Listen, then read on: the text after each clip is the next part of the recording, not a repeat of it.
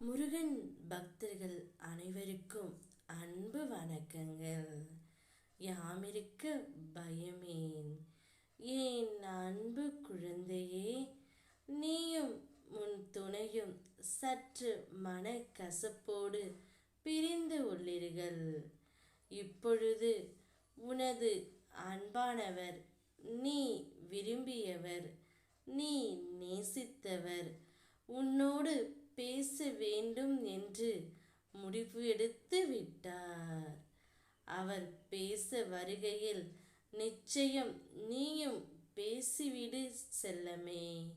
முன்பு நடந்த மன கசப்புகளை மனதில் வைத்து கொண்டு அவரிடம் பேசாமல் இருக்காதே. அவரை புறக்கணிக்கவும் செய்யாதே. அவர் உன்னிடம் தானாகவே வந்து பேசுவார். அப்பா, நான் அதை முடிவு எடுத்து விட்டேன்.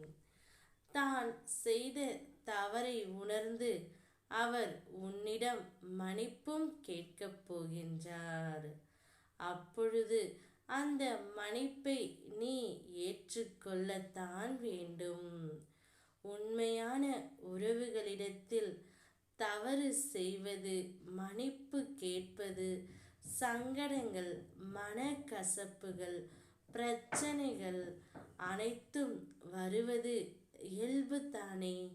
அவற்றையெல்லாம் நீ புரிந்து கொண்டு உன்னுடைய வாழ்க்கையை கடக்க வேண்டும் செல்லமே. தவறுகள் செய்யாத மனிதர்கள் இவ்வுலகில் இல்லை. தவறுகள் செய்வது இயல்புதான்.